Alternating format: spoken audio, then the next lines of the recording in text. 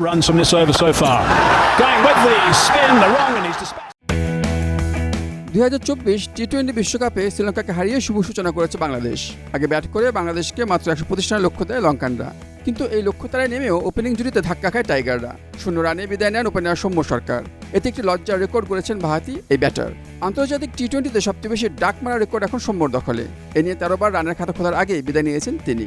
তবে এই রেকর্ড সৌম্যর একার নয়, তার সমান সংখ্যক ডাকের মালিক আইরিশ অধিনায়ক পল স্টার্লিং। তবে সৌম্য এই লজ্জা রেকর্ড করেছেন মাত্র 84 ম্যাচ খেলে, আর স্টার্লিংয়ে লেগেছে 144 ম্যাচ। তালিকার 2 নম্বরে আছেন রুয়ান্ডার কেভিন ইরাকোজে, আয়ারল্যান্ডের কেভিন ওব্রায়ান ও ভারতের রোহিত শর্মা। তিনজনই ডাক মেরেছেন 12 বার করে, অর্থাৎ সৌম্য রেকর্ড হাতছাড়া হওয়ার জোর সম্ভাবনা রয়েছে। তেমনটা হলে হয়তো সৌম্য খুশিই হবেন। বাংলাদেশিদের মধ্যে সৌম্যর পরে আছেন সাকিব আল হাসান ও মুশফিকুর রহিম। তারা দুজনেই 0 রানে আউট হয়েছেন 8 বার করে। সৌম্য লজ্জা রেকর্ড করলেও বাংলাদেশের জয়পথে অসুবিধা হয়নি। লিটন দাসের 38 বলে 36 রান ও তাহিদ হৃদয়ের 20 বলে 40 রানে জয়ের পথে ছিল বাংলাদেশ।